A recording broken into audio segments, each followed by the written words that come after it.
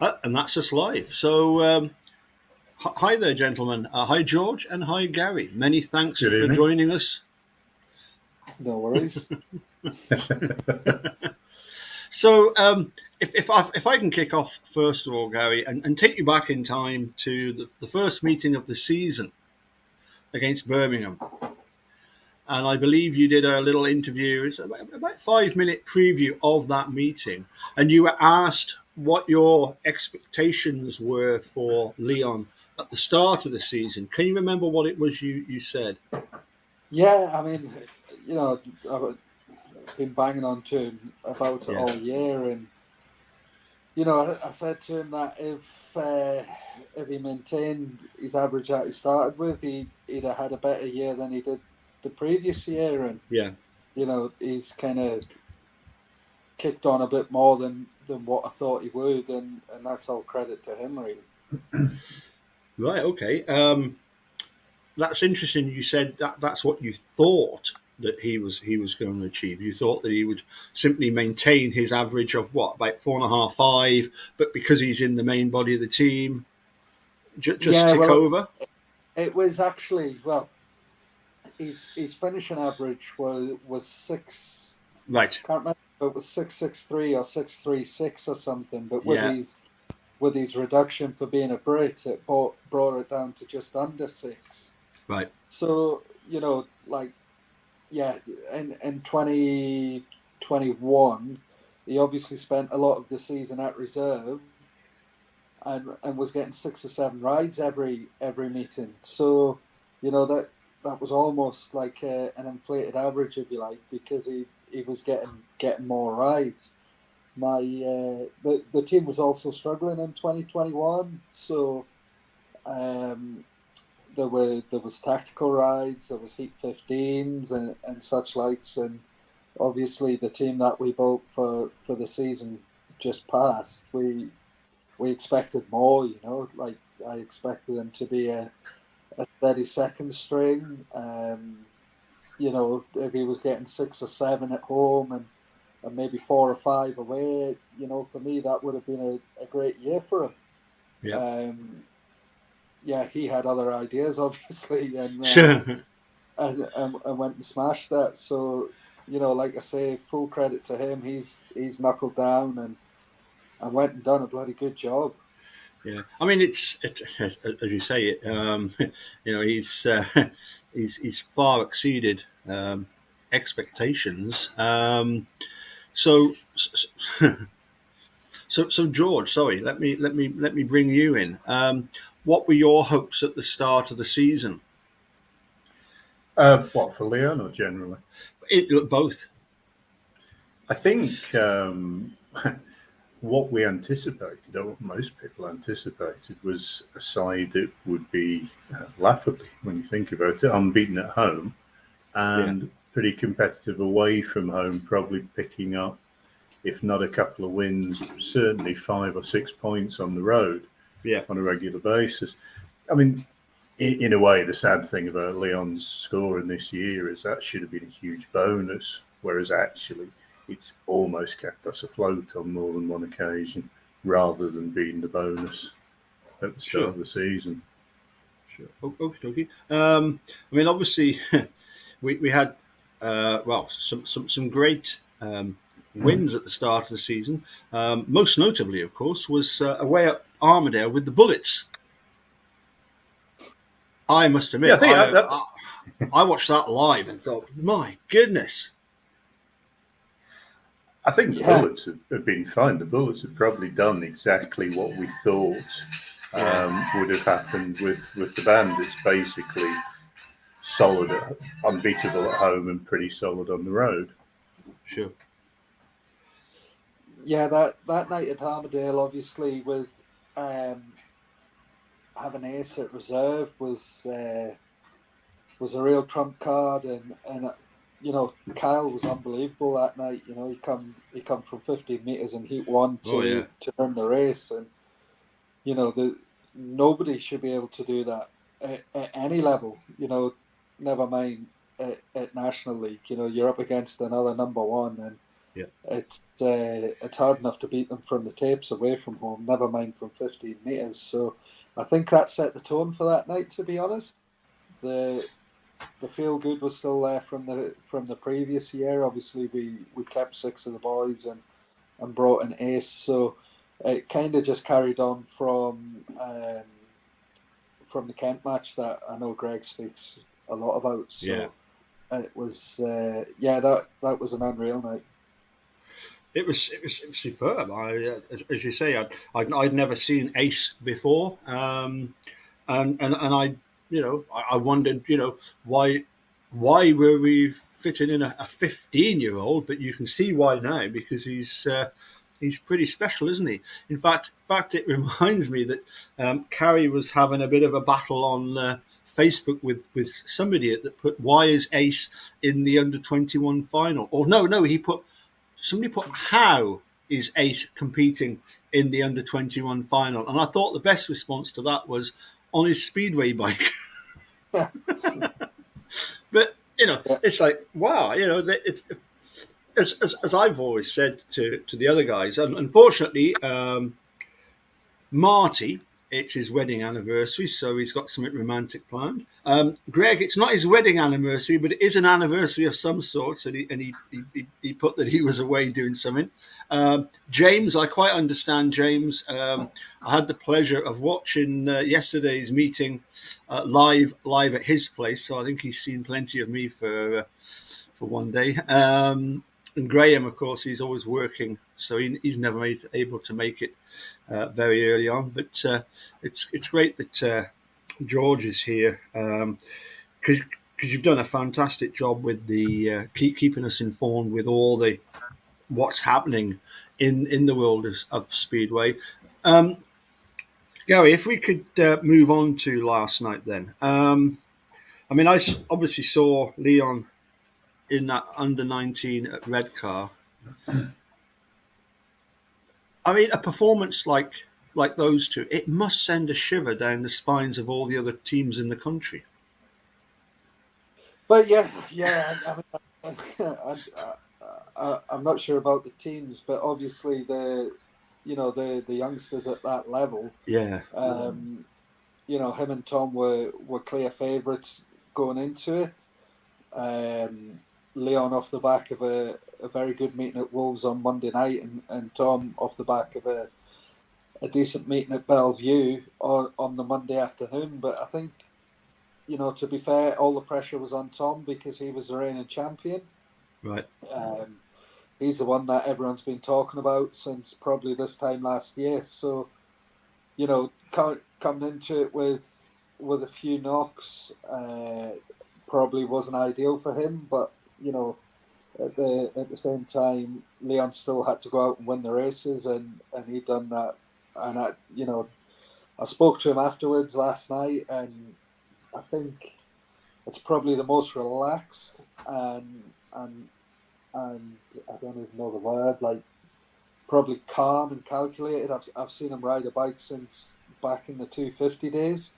Mm-hmm. As I said on my personal Facebook, I know how much he wanted it. Yeah. And I know what he's put himself through the last 10 days, probably even since the Cardiff weekend. He's had the high of the Cardiff weekend. Before that, he had a maximum with Berwick. He would have had a maximum with Wolves, apart from that RR ride. So he was flying high, and then the mental strength it takes a young kid to pull himself out of what he went through in that space of time to go out and win a British Championship unbeaten is pretty impressive. He's very hard on himself. He's kind of taken it on this year to try and get everything done himself, which it's taken till probably now for him to realise that he can't do it all himself. I think Bomber's been great for him, not just at Berwick, but behind the scenes. I know they speak a lot. They spent a bit of time together in Denmark, and I understand why he wanted to go and do it himself, because he wanted to learn and stuff like that. But there'll be no professional sportsman in the world, I would have thought, that does everything themselves. So he was mentally and physically drained. He left home a week past Monday, and he'll get back on Sunday. So Wow. he had Wolverhampton Monday. He went to Plymouth for that. I don't even know if we can call it a rain off or a fire off, or no, probably a fuck off. uh, then he had Poole on the Wednesday, Ipswich Thursday. They drove to Denmark Friday, raced Saturday, drove home Sunday, 2 meetings Monday. Quite foolishly went to Plymouth on Tuesday, yesterday, today. He'll drive home tonight. He flies out at 20 to 7 tomorrow morning. Races on Saturday, and he'll get home on Sunday. So, now, how many days is that? Nearly 2 weeks. He's going to have 3 days off, Right. which also makes what he done last night a little bit more special for him, So, like I say, he was pretty down in the dumps last week, and I spoke to him after Monday afternoon, and I could kind of half sense then that he was pulling himself out of the hole that he was in. I just sent him a message on Monday morning, new week, new goals, go get it. Yeah. And he went and got it. So, fair play to him for that. Oh, okay, Gary, that's great. George, I was saying this to Mythman James Black, that Gary's too modest, but I think that Berwick Bandits having somebody like Leon Flint, I think that does send a shiver down the spines of the other teams and promotions in the country. But also, it's not just his sort of scoring on track. It's the whole business of having a local lad that's doing so well. He obviously brings more to the team than just his scoring.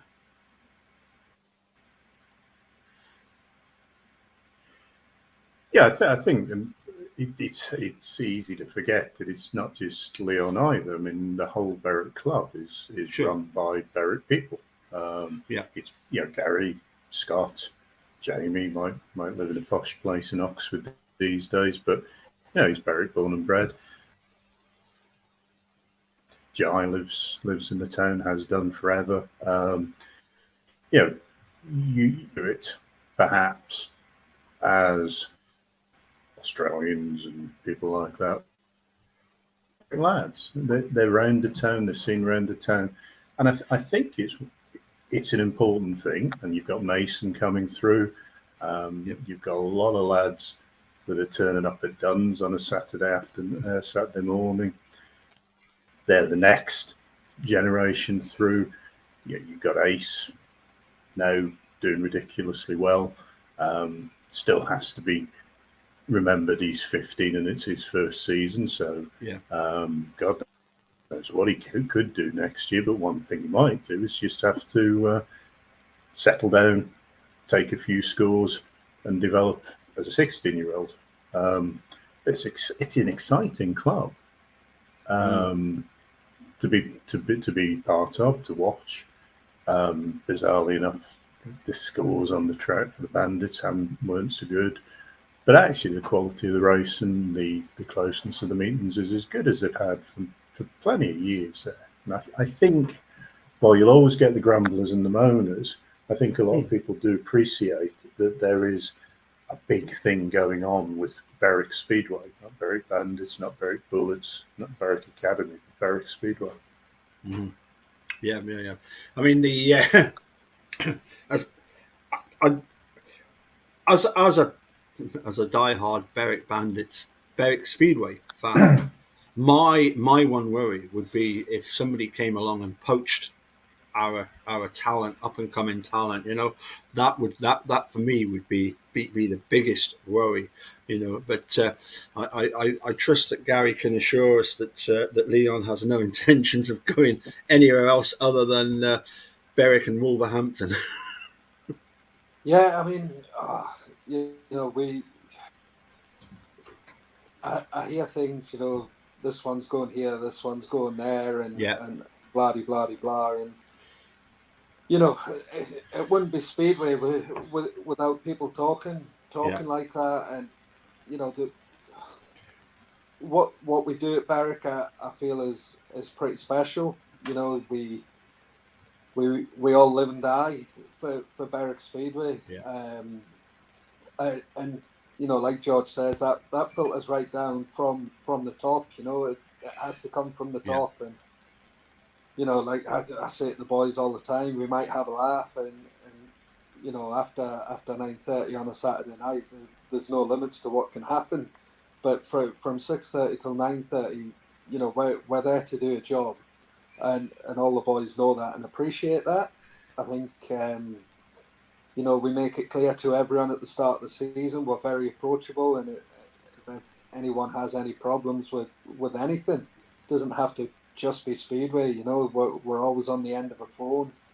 Um, and as a management team, we're constantly working on how to make things better. mm, I think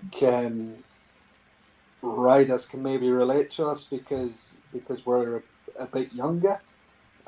sure, Um, so yeah, and going back to your original question, like, yeah, of course our plan is to keep all the local boys in check, and keep them with Berwick for as long as we possibly can. yeah, There's yeah, the progression thing. There's always going to be a time where they have to move on, and nothing lasts forever. But for the foreseeable, then yeah, we'll surely be doing our best to keep Leon on the Bandits side. That is for sure. Well, yeah, but Mikhail Makovsky is obviously a legend because he only ever rode for one club. But it was interesting when, in that era, speaking with Peter Waite, he would always talk about the fact that he was looking ahead, not just to next season and who would come in then and the next season, but he was planning like years ahead. Is it the same for yourselves? Yeah, of course. Like we enter every season thinking we're going to win the league, and Hmm. that's no different to anybody else. But Sure. we entered the National League because we see a future, and we want to provide the town, the local boys, the opportunity to go and do what Leon does. Yeah. And you know, going back not so long ago, we had a hatful coming through Berwick. Obviously, there was before Leon, there was Liam Carr, Luke Ruddick, you know, even Stephen Farnaby, who went on into the National League, and then obviously, work commitments or whatever took them away. But we want to be able to provide that stepping stone from Duns Hmm. to the academy to the Bullets, and obviously on to the Bandits. And Scott does a wonderful job with what he does at Duns, and hopefully in the coming years we'll see the fruits of that. It's not something that's going to happen overnight. There's obviously the next one's coming through. No. There's Sure. Ace and Yeah. Mason. So we pride ourselves on being able to offer that from the raw Yeah. beginner, be that on a little junior bike, to be able to progress right the way up to the top. Sure. I mean, one of the things I would really love to quantify would be, George, how many riders need to go to the academy before you get the next, as you say, Leon Carr or Leon Flint? How many riders does it need before you get one star? I suppose it's difficult, but is that job made easier? I presume so, by the fact that Leon, local lad, starting off at Duns. going all the way through, even riding in the Grand Prix at Cardiff, that must be something that can be sold, to the just Berwick, the borders, Northumberland. Yeah, Yeah, I definitely, mean, and that's it. Yeah. Yeah, probably in, I don't know, maybe every 50 to even 100 riders, you'll get that one hidden talent. But then again, natural talent will only take you so far. You need to put in the work and effort to go with that. But there's always people cutting about, like Mason. We built a track up at Duns, and he decided to get off the motocross and have a go at the Speedway, and he's progressing nicely. So yeah, like to get it to the top, you've obviously got to have something about you and be pretty special on a motorbike.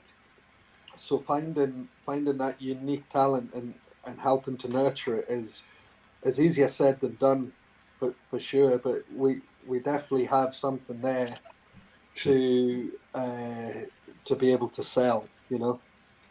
Lovely. Yeah. Okay, George, this is probably a better question for you then.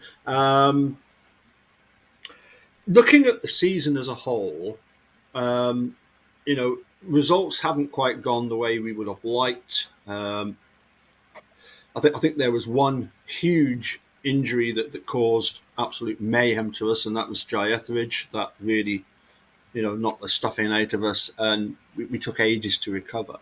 But as I said to James Black last night, how do you quantify this season? In that, as a team, the Bandits didn't quite achieve what maybe some people thought they should do or would have done.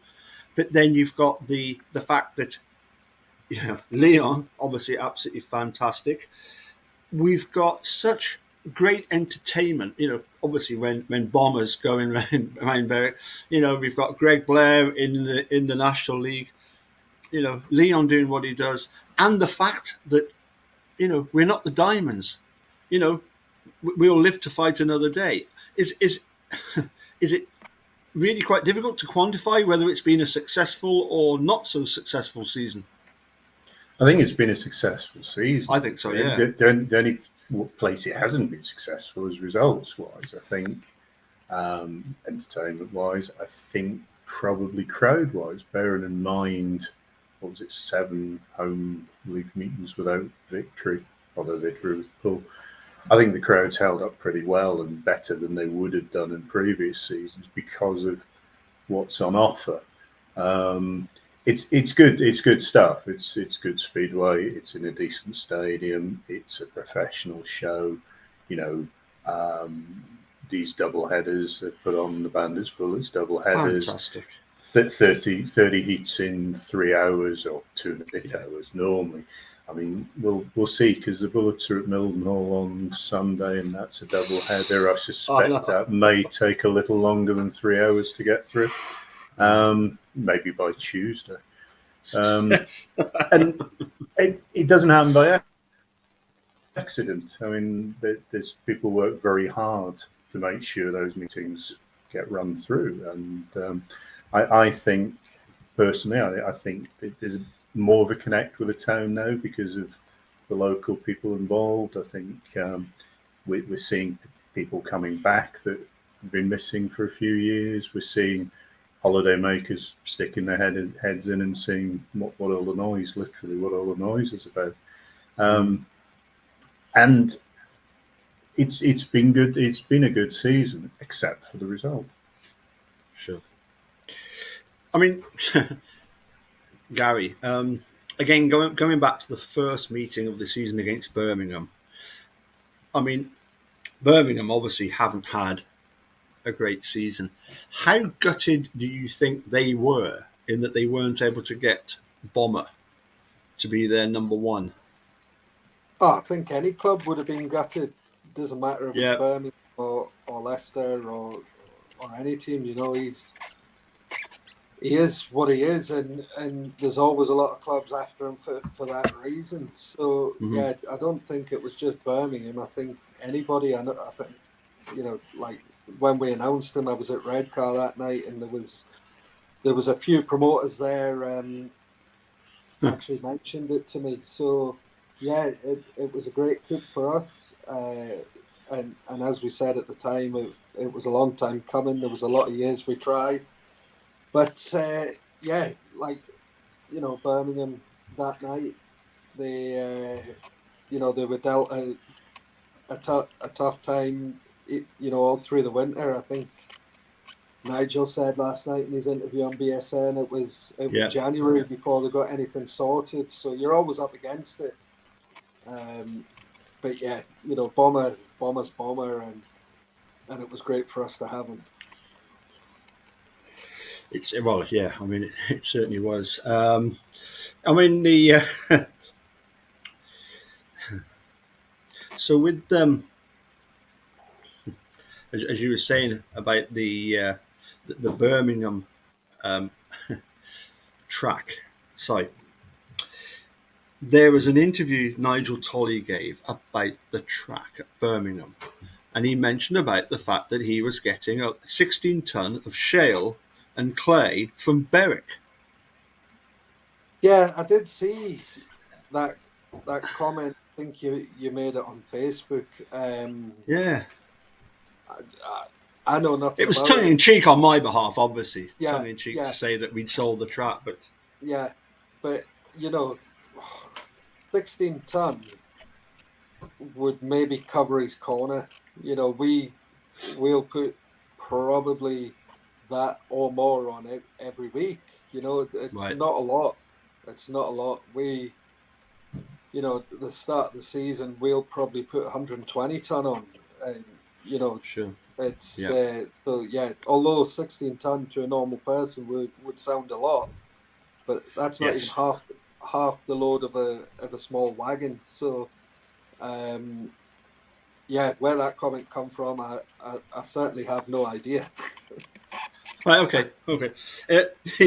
The other thing that's interesting, obviously you mentioned about Chris Harris. I mean, for Chris Harris when he first started off, George, that would have been again during the Peter Waite era, and I'm sure Peter was inundated with people saying, "Get Chris Harris, get Chris Harris." That was when he was up and coming because obviously he loves Shielfield. It's like his playground, a bit like Lee Complin. Lee Complin, I said, well, what do you like about Berwick so much? And then his reply was, "There's so many racing lines that you can choose." And then it's like, wow, I've heard other riders say, you can't pass at Berwick because there's only one line round it. It seems a bit bizarre that, but anyway, sorry, I digress. If you want to come in on that, that's fine. But I'd like to ask about if we've been trying to get Chris Harris for a while. Interesting news coming out that we've been trying to get Jonas Knudsen for 5 years. Is that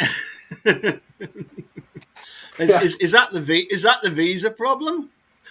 Oh, yeah. It's taken 5 years for it to come through. Yeah, exactly. No, I first met Jonas and his family when we were in Prague for the World 250s. Right. The year previous, we got quite friendly with Mads Hansen, who also rides for Voyens, Right. and he's obviously a year or two older than Jonas. Anyway, Jonas and Mads are cousins. Right. So there was a bit of a link in it there. Anyway, we spent the week in Prague, and Jonas and his family were staying not far from where my dad, and Andrew Tully was staying. So Right. we would go out for food every night, and yeah, just hang out. It was obviously a bit like a family holiday, but with some speedway involved. Excellent. Um, yeah, we just hit it off straight away, like the two families did. And in 2018, Jonas come over for a visit for a week and done some touring with us in a few second halves. He rode up at Duns, he rode at Birmingham, he rode at Bellevue, and he come to Kent, but didn't ride there. So we were always probably in the back of my mind, always waiting for the right time to bring him over. Sure. 2020, in the COVID year, he had an accident that kind of hampered his progress a bit in 2021. We did have a brief discussion at the start of this year, but probably then the timing wasn't right for him or for us. And then obviously Ty's injury going to be more long term. Then he was obviously producing in Denmark and in Poland, so it just so happened at that time the time was right for him and the timing was right for us. So yeah, like that weekend, that's when the first time I seen him ride and see how he could ride a bike. It was like, we'll keep an eye on this one. Yeah, nice. It was excellent stuff. George, with your crystal ball, would you like to predict who we might see back again next year? Well, who would you want to see? Who would you want to see back next year? Oh, which league? Premiership, Championship, National League, all three. Basically, you would like to see most of the side that finished this season back, because there's not a lot wrong with any of them. Yeah. Nathan Stoneman was, until he threw his bike at the supporters club on the third bend, he was starting to look as if he was back into the mix as well. And I think even if we'd had him perhaps at number 7 for a few of those meetings in June and July, then perhaps his few points there would have made a difference as well. It's impossible to know, and this is what baffles me so much about what Nigel Tully was saying last night. I mean, how can you plan it aside when you have no idea what the setup is, whether it's 1 league, 2 leagues, 3 leagues, 5 leagues, 30 points, 38 points, 48 points, take your pick. I mean, I'd like to see Sam Masters and Chris Harris as Berwick spearhead. I can't imagine it's ever going to happen. But I don't mind that. Yeah, Leon. Leon is number 1. Those as the other 2 heat leaders. That'll do me. Yeah. Well, same question then to Gary. Who would you like to see back?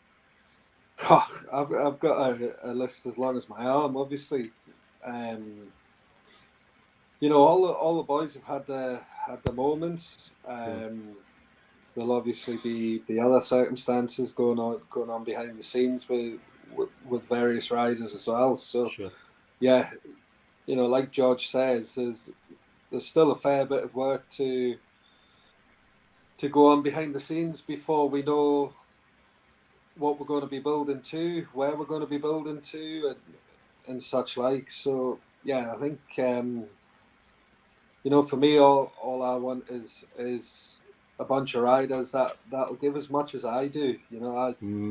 I say to the boys all the time, I travel away with them because I trust them, and I want to see them give 100% and nothing less, really. So yeah, that's what I travel to do. So if I can get another bunch of 7 lads that'll put as much into it as I feel I do, then I'll be happy. Sure. I mean, is it a case of as we discovered, Jai's injury did affect us dramatically because we then didn't have that strong reserve, did we? We didn't have that cover. You look back at Berwick teams in the past, that they've always had at least one. The successful ones have had at least one strong reserve. I remember Matty Kus, did he not score 21-point maximum? Josef Frank, I remember him down at Reading. I think he got 19 out of 21. Going way back, Scott Robson. Is it a case though of when building for the next year, thinking, right, number 1 priority, don't lose at home. Have a team of riders that really do fly round Berwick. 100%. I think the way people have been building the teams recently has been to win away. You Right. know, the point scoring system, getting that 4 points to win away. Yeah. It's it's cost teams a lot of money because you get a team with three number ones, Hmm. and yeah, that's just going to send you under. So Mm. it's I'm sure both of you seen the Twitter poll that the BSBL put out with regards to a scoring system that was suggested, and I think that'll then tend uh, to building more stable teams to win at home. You know, Hmm. the ideal thing would be to win, 50-40 at home and lose 49-41 away. Hmm. And then you get the extra bonus point.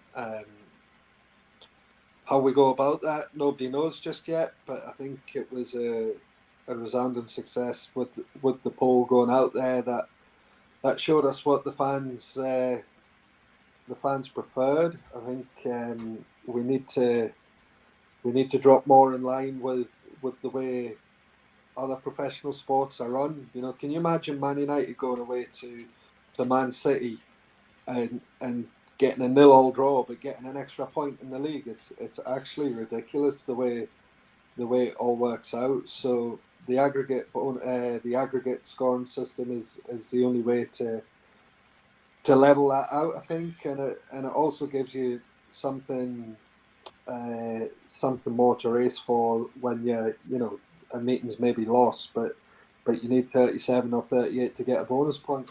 Yeah. Yeah. Yeah. I mean, same question then to George. Again with your crystal ball, who would you like to see um, back at Berwick from this year's team? Gary's saying all seven. I remember Peter Waite once saying again to me, what he would like would be for the team that finished top. They have to start their team with the points limit, and everybody else is able to use the same team from last year.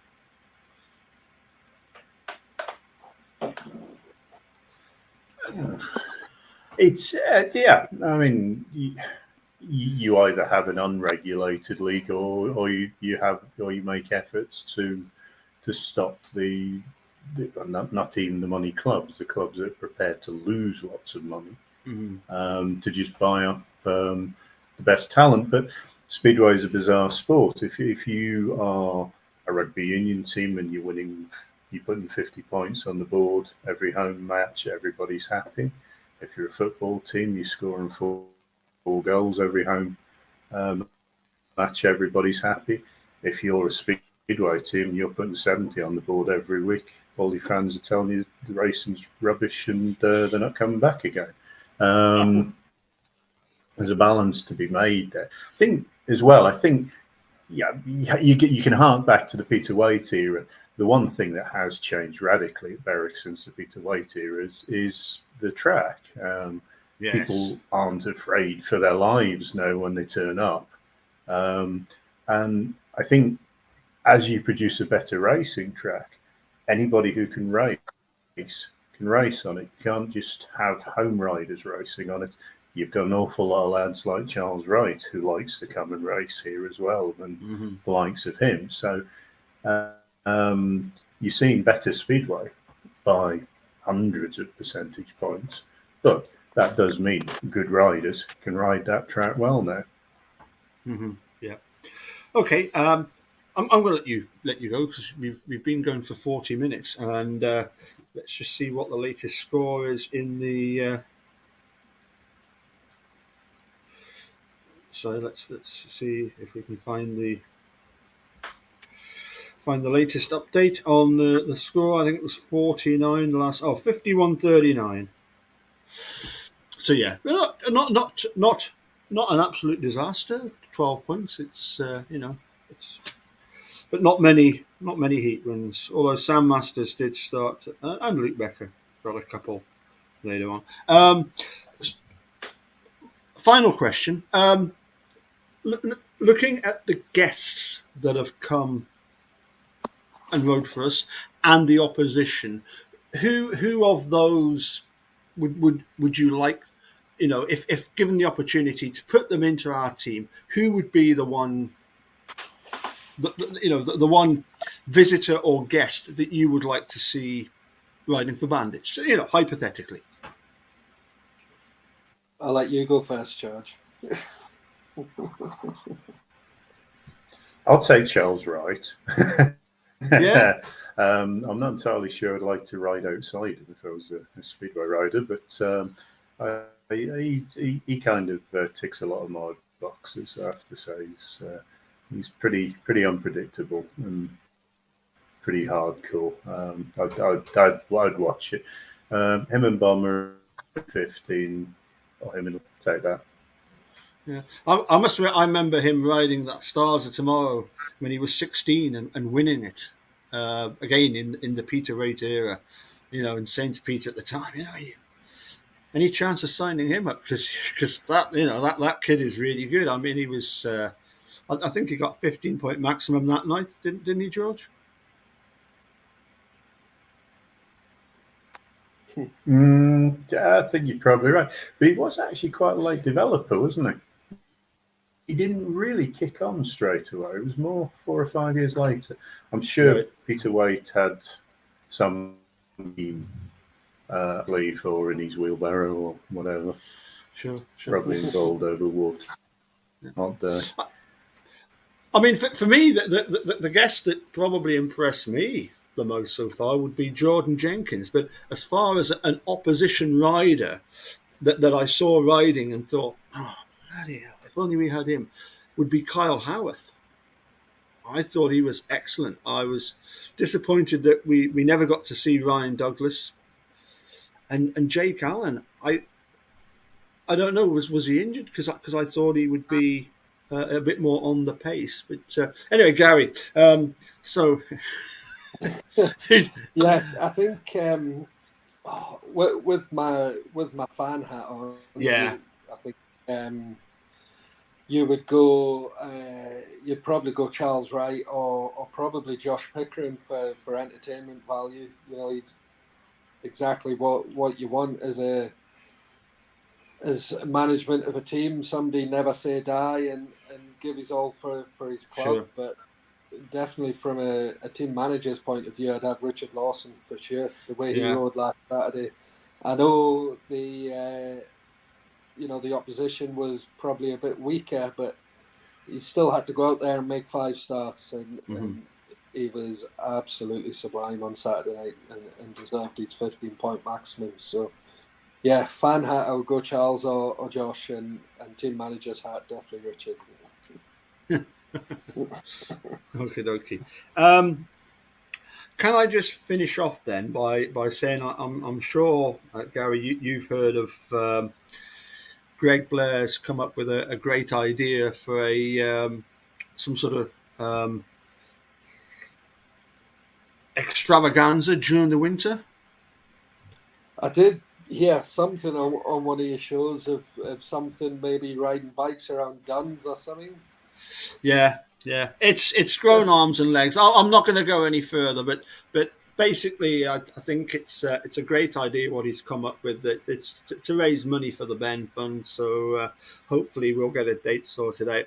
And I was going to ask George if we could save our greatest bandits of all, team ever till then, because the idea is they want to do like a 24-hour non-stop event. Yeah, with it being obviously going around the track, but also also 24-hour means that we can get people in Australia live on the chat at at sensible hours for them, and yeah, it's just it's a great idea. Apparently, he's cooked this. It started off with the idea that we would have a little race off at Shieldfield between like myself and James and Marty and Graham and Greg. I don't know whether it was going to be on bikes or motorbikes or whatever, but that did not sound like a good idea to me. and I'm sure nobody would want to see that. But the idea of if we could save that. So your greatest Bandits, I believe you were going to go for the 1980 team that won the cup away from home. I think George is. There we go. Yeah, I think so. I think. I always thought. Yeah. I always thought, but I would argue also that perhaps they were better and more unlucky in '79. Yeah. Yeah. 1980 side. I think '89 one was bought in to win and underachieved. I think the 1980 one developed from virtually nothing and overachieved. Yeah. Okay. Well, as I say, I'm going for the '89, and I think, and I think it's Marty is going to go for a much more recent team, which I don't know if it's the. It wasn't the 2002 or the 2012 fours winning team, but we did have. I remember, round about the. Was it 2, 3, 4, 5? That era, we did have some pretty strong teams that probably. Well, they were runners up to Rye House one year, weren't they? In the noughties there. Which I'd have to admit was an era when I wasn't paying a lot of attention. I think I was living in Manchester in those days and not paying a lot of attention. But I think, they were runners up to Rye House, weren't they? Yeah. And Gary, your greatest Bandits team of all time? Oh, I think, from what I can remember, obviously for winning trophies, it would probably be the '89 team. Probably one of my earliest memories as a Speedway fan. I also did enjoy the '91 team because I was, what would I have been then, 9 years old and seeing all these bigwigs flying around. But I think you probably have to go the '89 team for winning trophies. There's been a lot of teams in the Peter Waite era that was good fun to be around as well. So, trophy wise, I think the only one I can remember is the '89 team. So there you go. Well, I'm gonna save my main argument points for this marathon session. I have shared them with you, George. So you're welcome to come up with your sort of most important points. And I mean, isn't it great that we can have a discussion, an argument about our greatest Bandits team, and in years to come, dare I say, when it comes to the question who was the greatest Bandit of all time, I don't think there's any doubt it's going to be Leon Flint. I think he's more than halfway there already, isn't he? Well, he's still got to. We have this laugh and joke quite often. He's like, "Oh, I'll be the best rider to come out of Berwick," and I was like, "Well, actually, David Meldrum was number one for a while. So once you get to number one, then you can take that accolade." So he's got a little bit of work to do yet, but he's definitely heading in the right track. That's for sure. Well, as I say, there was a question put out by James as to has anybody else in the history of British Speedway been the under-21 and under-19 champion, and apparently that there was a young chap back in 2008, I believe, whose main claim to fame was that his dad, Rob, rode for Berwick in '87 and '88. I don't know what happened to Ty Woofenden. Well, the question to come back at that is, did Ty win it, the under-19s and the under-21s both unbeaten? Well, yeah. You'd have to go back and check, wouldn't you? You know, because as Yeah, you say, well, both with maximums, wasn't it? that's it. So there's a Yeah. job for our myth man. He can come back to me with that one. I'll be interested for that answer. I hope James is. I hope maybe James will watch at some point, but yeah, we'll save that one for him then. So next match at Sheffield, George. When is the next scheduled match? Do we know yet? No, we don't, because we don't know who the. But it's not scheduled yet. No, I mean the national league could still actually end up with any of the top 5 in the top 4 and any of the top 4 positions. So there's an awful lot of permutations before then, and Yeah. I think Leicester's last league match isn't until the 23rd of September anyway. So it's going to be a late one. It's going to be Okay. the joys of Sheffield in October. I think me and Kevin Little were speaking today, and I think the top 4 should be known pretty clear by the 12th of September. Right. We'll know who is the top 4. Then, in what order, nobody knows. I think Leicester have got 2 home meetings, haven't they? 2 home meetings. Yeah, Berwick and they've got 2 homes and an away. Yeah, got Kent at home and Armadale away. Have they? Yeah. Right. Okay. Well, that knocks that out, because I think if we won at Mildenhall and Leicester had 2 matches left, then we couldn't be caught, so we'd finish top, wouldn't we? But if they've got an away match, then it might come down to that. But I don't think it's. I certainly don't think it's right leaving it that late to come up with a fixture. I think we'll have to.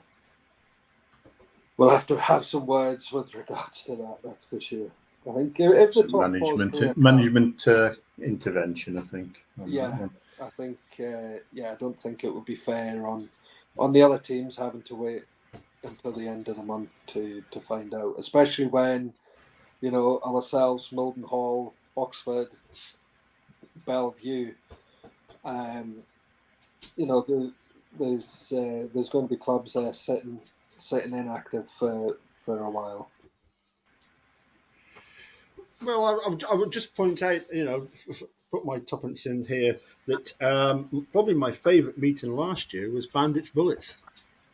I thought that was absolutely fantastic, and the racing.